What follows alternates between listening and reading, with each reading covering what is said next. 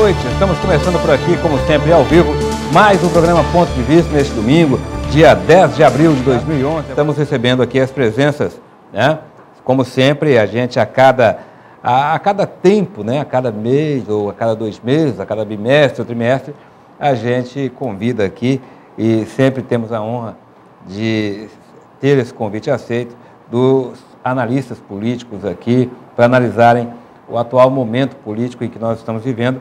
Presença do professor Sebastião Carlos, jornalista e também analista político. Professor, muito boa noite, prazer ter aqui mais uma vez. Boa noite, Onofre, é um prazer estar aqui. Boa noite, professor. Boa noite a todos. Conosco também a presença do professor João Edson, também analista político, e estará nos dando aí a honra de discutirmos os assuntos pertinentes ao nosso momento. Professor João Edson, muito boa noite, obrigado pela presença.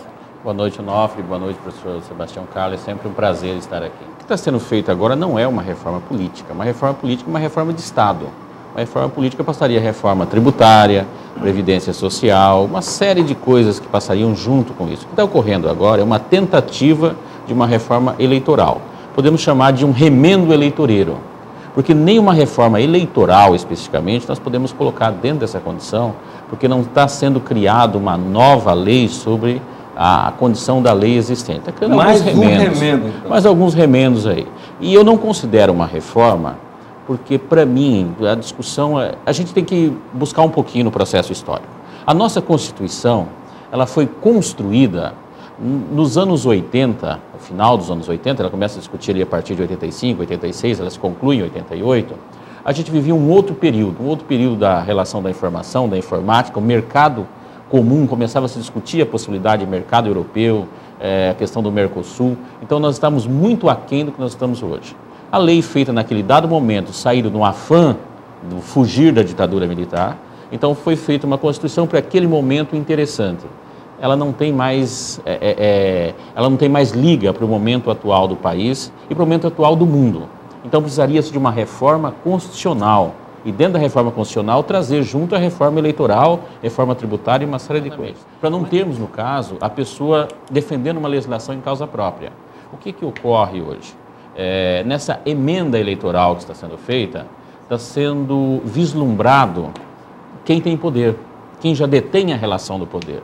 Então, nós não estamos discutindo se o país vão ter um outro plebiscito para verificar se vão ser parlamentaristas ou vamos continuar presidencialista. Continuando presidencialista, vamos continuar sendo uma república federativa ou seria interessante ser confederativa? Então, existe uma série de fatores extremamente importantes que esse país precisa discutir. Eu não estou dizendo que necessariamente tenha que mudar, mas precisa discutir para a gente encontrar a melhor saída em relação a isso. Uma coisa é reforma eleitoral, outra coisa é reforma política. A reforma política é muito mais ampla. A reforma eleitoral é um aspecto da reforma política, no qual se discute também a reforma dos partidos políticos, a questão da democracia interna. Por exemplo, agora se fala na criação dessa lista, em que o partido vai relacionar os candidatos e o partido recebe voto e aqueles melhores colocados serão eleitos. E a grande pergunta que se faz é como é que você fará um cidadão comum que entra no partido e às vezes ou tem divergência com aqueles caciques ou então não é da panelinha, como é que ele vai ser incluído nessa lista e, consequentemente, vai receber o beneplácito para estar entre os primeiros a ser colocado. Então, essa questão é uma questão a ser discutida e o fulcro, o problema central é exatamente o que o João Edson acabou de colocar. Quer dizer, uma reforma feita pelos próprios interessados, pelos diretamente interessados. Ora, ninguém toma atitudes que, eventualmente, a médio ou a longo prazo, possa prejudicá-lo. Então, será sempre uma reforma paliativa, uma reforma de circunstâncias que, no fundo, não interessa ao povo, não interessa à questão republicana, não interessa ao procedimento democrático. Bom, cada partido, o PMDB, o DEM, o PT, o PSDB e os demais partidos, PP, PR, colocaria numa ordem crescente todos os seus candidatos, sendo que quando você vota num desses candidatos, o voto seria computado para o partido. E cada partido, vamos pegar aqui um exemplo, o PMDB tem direito a colocar 5 deputados pelo contingente de votos que teve. O coeficiente eleitoral dele, garantiu 5 vagas. Garantiu 5 vagas. Quem seria os 5? Não é aquele que você votou. e nem necessariamente até o mais porque você votado. está votando no partido. Votando no partido. Quer Então, dizer, agora, como é que você lista. faz para entrar nessa lista? Esse é o grande problema. Exatamente. Essa que é a grande discussão. Quer Aí dizer, me vem uma pergunta, eu citei o PMDB quase de propósito, eu pergunto o seguinte, quem seria o primeiro da lista do PMDB? Quem seria o primeiro sempre da lista do DEM? Quem seria o primeiro da lista do PSDB em Mato Grosso? Quem seria o primeiro da lista do PR do Mato Grosso? Então, veja E bem... se de repente tem uma lista de 20 nomes, 20 candidatos, ou 20, ou como é hoje, pode ter até 32 candidatos. Até 32 candidatos. Até 32. Aí tem lá o último, 32º, em número de votos. Aí eles pegam o primeiro, porque o primeiro não é da panelinha, que teve lá 5, 6 mil votos, tira ele fora da lista, coloca o último, aquele que teve 300, 400 votos. Exato. Por quê? Porque ele é da panelinha, ele faz Exatamente. parte Não, do essa partido. que é a grande questão, né? Aí vai se perguntar, dentro do procedimento aí de moralização, de controle da corrupção, até uma ironia aí vai perguntar quanto que vai custar essa vaga Quanto nessa vai lista? custar essa vaga? Exatamente. Quer dizer, então, em tese, você poderia saber previamente quais seriam ele. Hoje não, Exatamente. está meio aleatório. Quer dizer, o sujeito teve boa votação na eleição passada, mas pode perder a próxima. Nesse sentido que está sendo montado, praticamente você já vai saber, com larga antecipação, quem serão aqueles votados. Eu E queria... isso fere o regime democrático. Exatamente. Claro. Né? E aí, contrariando o grande filósofo Tiririca, pior do que está, pode ficar. Ainda fica. Ainda fica. Porque, veja bem, dá para a gente colocar o dedo na ferida diretamente aqui. O Carlos Bezerra ficaria em qual posição nessa lista? A família Campos em qual posição? O Blairo Maggi em qual posição nessa lista? O Pedro Henry em qual posição nessa lista? Então, veja bem, nós íamos cristalizar alguns nomes do poder, mesmo que esses nomes fossem antipáticos à sociedade. Não estou dizendo que esses que eu citei são antipáticos, para citar os caciques de cada partido. Mas, Onofre, a questão da quantidade de partidos por si só não é maléfica. Por quê? Porque a democracia tem que se expressar das maneiras mais diversas possíveis. Não é a questão da quantidade. É a legislação eleitoral, exatamente a questão da formatação desse partido político. Por exemplo, há maior absurdo do que a permissão de coligação? Partidos de posições as mais extremadas possíveis se coligam apenas na época da eleição para formar voto. Por exemplo, por que existe 2 turnos? Porque no primeiro turno é para se firmar posições ideológicas, doutrinárias, programáticas, diferenciadas. No segundo turno, aí sim, já é o voto mais político, o voto menos ideológico. Então, as coligações só devem ser permitidas no segundo turno, para um segundo turno. No primeiro turno, é manifestar as posições doutrinárias desses partidos.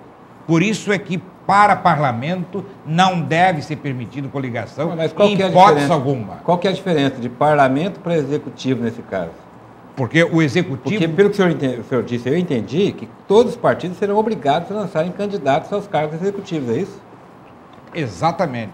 Partido que não tem... Aí nós teríamos 30, 40 candidatos? Exatamente. Partido que não tem condições de lançar candidato a executivo deixa de existir.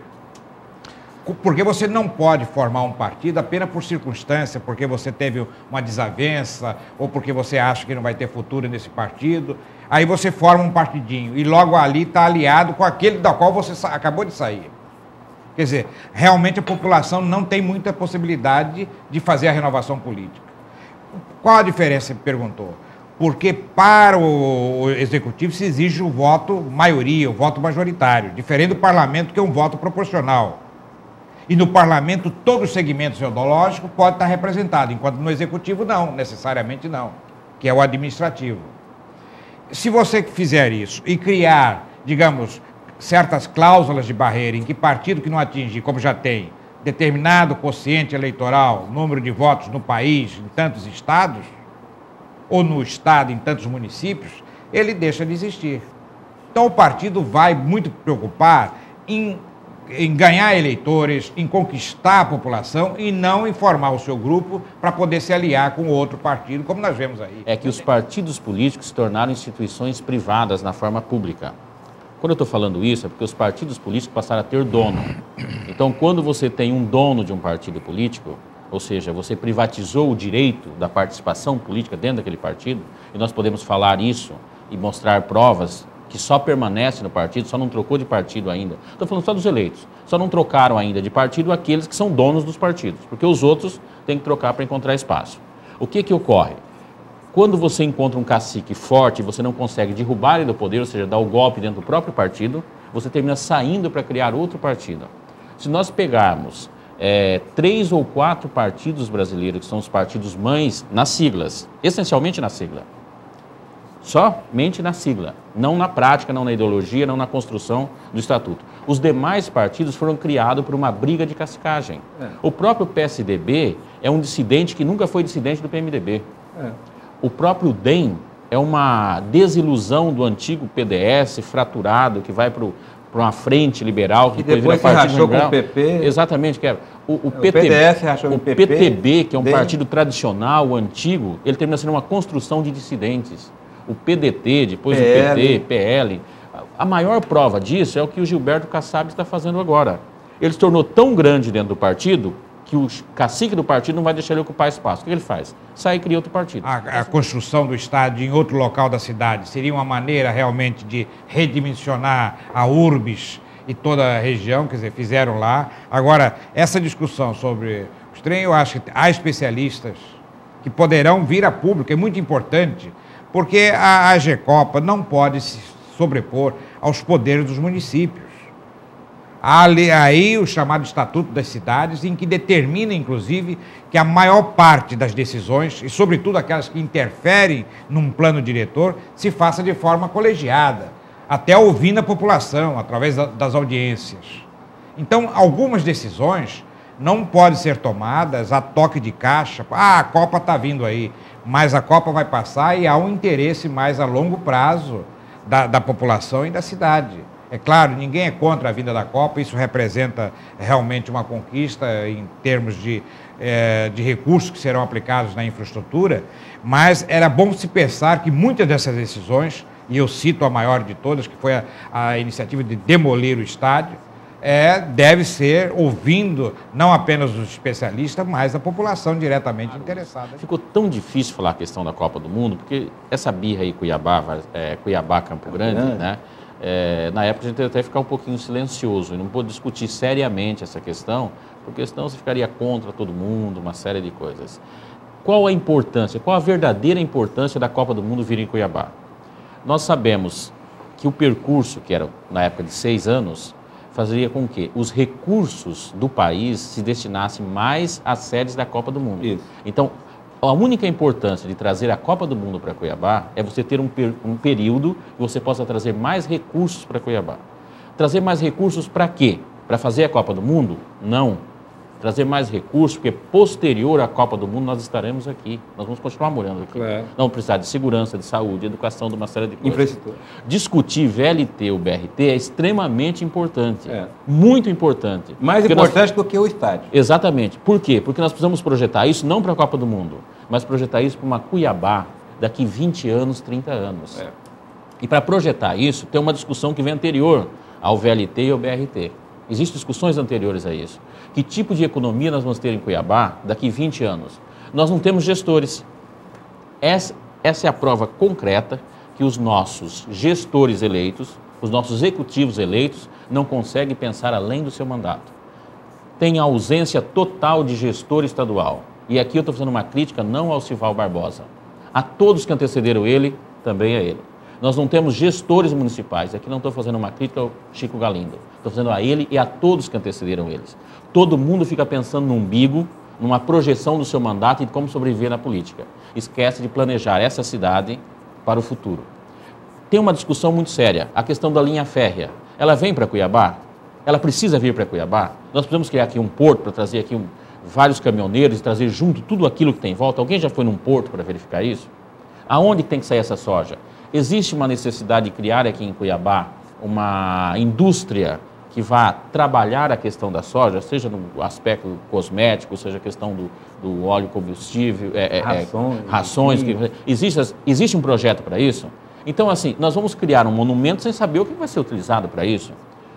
Ao invés de ficar mostrando maquete para o povo, eu não estou interessado em como serão as maquetes. Até porque eu não sou engenheiro civil, não sou arquiteto, não estou interessado na maquete. Quero algo que seja bom para o povo. Eu queria que mostrasse com o dinheiro que vai ser captado da Copa do Mundo, como será Cuiabá nos próximos 20, 30, 40, 50 anos. Esse planejamento, que precisaria ser feito. A GECOPA, eu acho que teria que cuidar das questões da Copa mesmo. Questão de curso, área de educação, segurança, e não cuidar de obras. A função de obra é função do gestor. Das prefeituras. Eu não consigo enxergar que a GECOPA tem que ficar discutindo aonde vai passar a estrada ou não vai passar. Para mim, a GECOPA, quando foi criada, eu imaginei o seguinte: você precisa de um comitê para organizar um evento. Quem já fez festinha de criança sabe disso. Você dá a responsabilidade da bebida para alguém, do bolo não sei quem, tá, precisa de um... Mas discutir o quê? Discutir segurança, o aspecto educacional, que tipo de emprego ia gerar aqui, o que vai acontecer. Ou seja, discutir política da Copa do Mundo.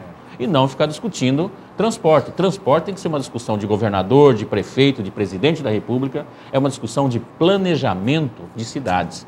Nós não estamos discutindo o planejamento da cidade de Cuiabá. Estamos discutindo apenas um evento. O evento acaba. Boa noite, Onofre. Boa noite, professor Sebastião Carlos. Boa noite, as pessoas que estão nos assistindo. Olha, é sempre uma honra, um prazer estar aqui conversando. Acredito que através dessas conversas a gente pode estar melhorando e discutindo também uma nova cultura de comportamento, que vai desde aquela da Fátima que falou, para a gente não ficar apanhando de pernilongo, né?